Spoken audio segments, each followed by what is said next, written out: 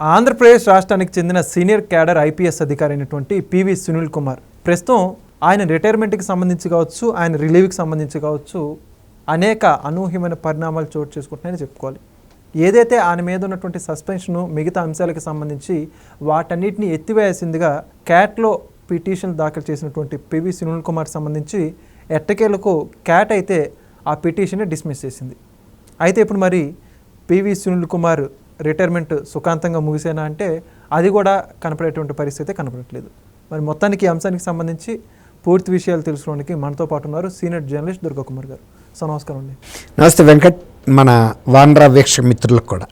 Sir మొత్తానికి PV Sunil Kumar గారికి సంబంధించి రిటైర్మెంట్ పరిస్థితి తరుణంలో ఆయన మీద సస్పెన్షన్ కావచ్చు, ఆయన మీద అయితే ఇన్వెస్టిగేషన్ కొనసాగుతుందో వాటన్నిటికీ ఎటువంటి ఇబ్బంది లేకుండా మరొకసారి ఇంకా రిటైర్మెంట్ అయినా కూడా ఇన్వెస్టిగేషన్ అంతే కొనసాగుతుందని చెప్పేసి ఆంధ్రప్రదేశ్ గవర్నమెంట్ అయితే ఒక స్పష్టమైన జీవో ఇచ్చింది, క్లారిటీగా అయితే ఉంది. ఈయనకు మాత్రం ఢిల్లీకి పోయినా కూడా ఆ మినహాయింపు అయితే రాలేదు. ఏమంటారు వెంకట్? అఖిల భారత సర్వీస్ అధికారులుగా ఉన్న వ్యక్తులు, అందులోనూ ఇప్పుడు మీరు పివి సునీల్ కుమార్ గురించి చెప్తా ఉన్నారు. ఆయన డీజీ, డైరెక్టర్ జనరల్ క్యాడర్లో ఉన్న వ్యక్తి.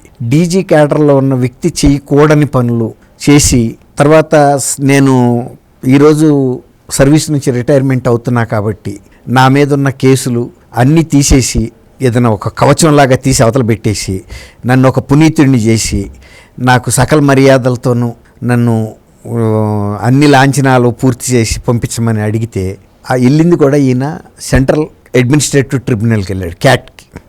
క్యాట్ సహజంగా ఉద్యోగుల పట్ల ఒక రకమైనటువంటి ఉదారభావంతో ఉంటుంది, వీళ్ళున్నంత వరకు కాపాడతానికి ప్రయత్నిస్తుంది. ఎందుకంటే కానీ ఇది అన్ని పరిమితులు దాటి వ్యవహరించాడు ఈయన.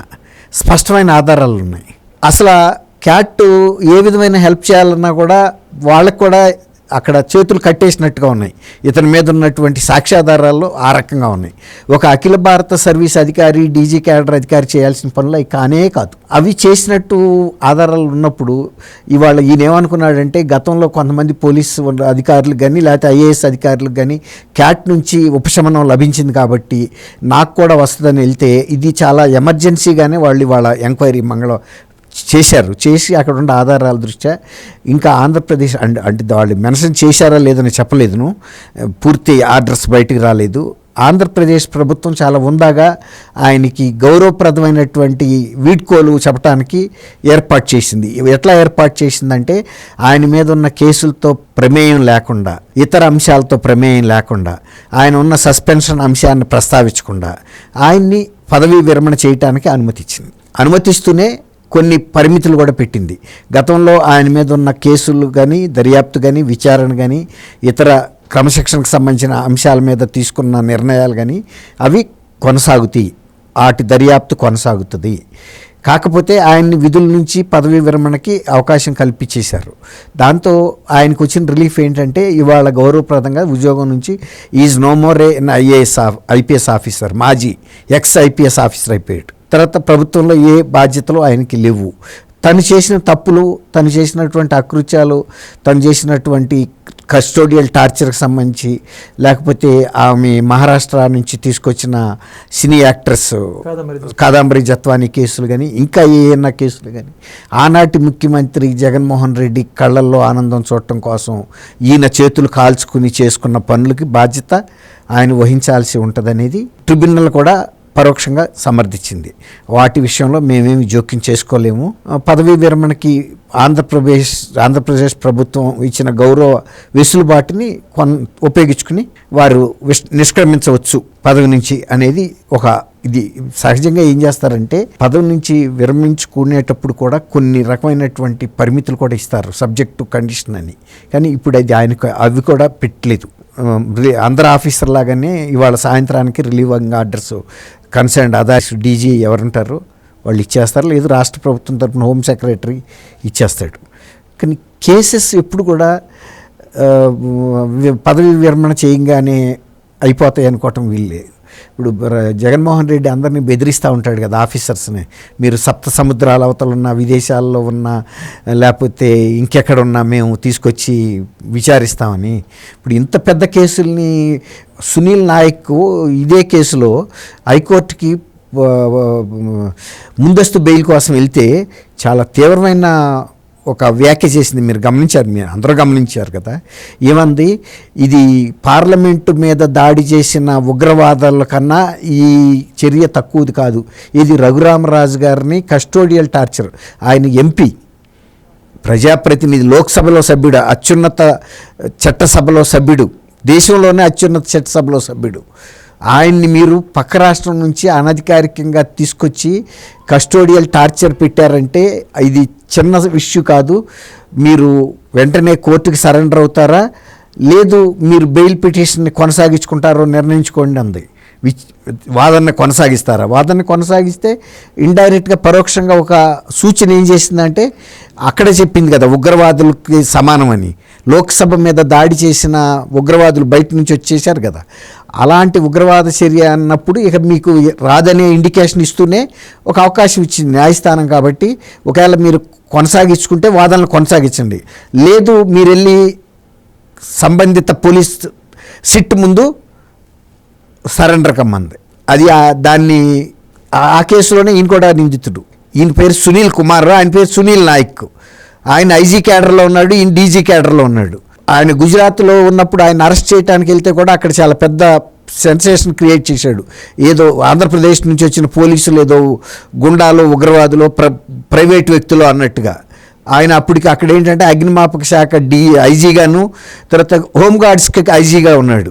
హోంగార్డ్స్ని కూడా ఇంటి చుట్టూ మోహరించుకున్నాడు. కానీ తర్వాత వాళ్ళు ఇక్కడ నాంపల్లి కేసులో వేసినప్పుడు, ఆయన ఇక్కడికి వచ్చినప్పుడు కూడా కోర్టు వారు అక్షంతలు వేశారు.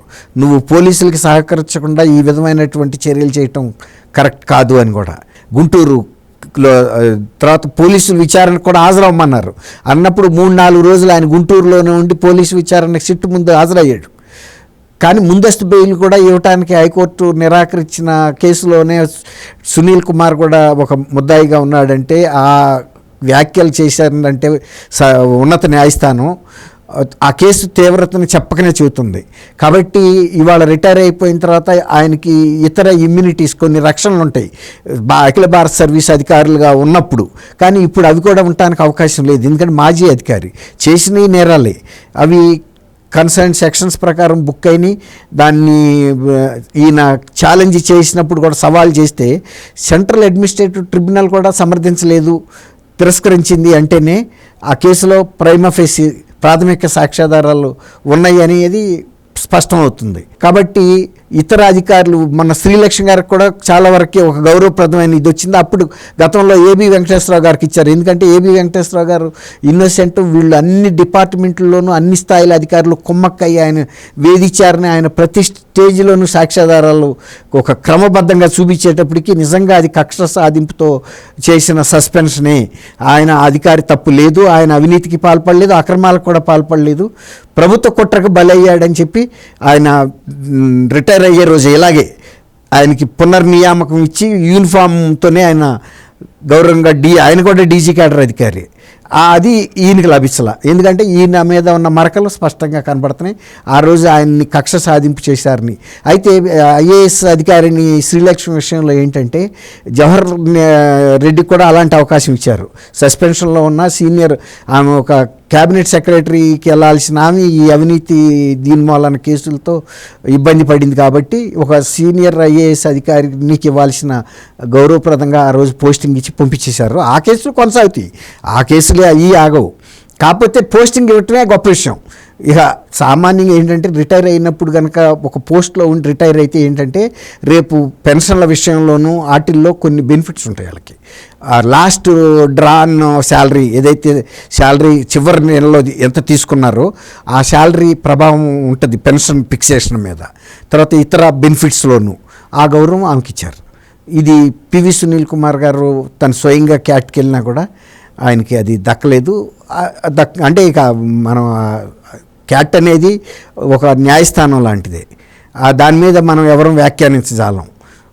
కాకపోతే ఇవ్వలేదు అంటే సాక్ష్యాధారాలని గుర్తించారు, ఇవ్వటానికి అవకాశం లేదనేది అర్థమైపోయింది. ఇది ఒక సునీల్ కుమార్ గారికి ఇది ఒక పెద్ద గుణపాఠం. అంటే జగన్మోహన్ రెడ్డిని నమ్మి రఘురామరాజు లాంటి ఎనీ లోక్సభ సభ్యుడు, ఆయన వ్యక్తిగతంగా రఘురామరాజా ఇంకొకరా కాదు, వాళ్ళు చేయకూడని పని చేశారు. ఇతరులకు కూడా గుణపాఠం అవుతుంది. Thank you sir. Thank you Venkat మన వీక్షకులకు.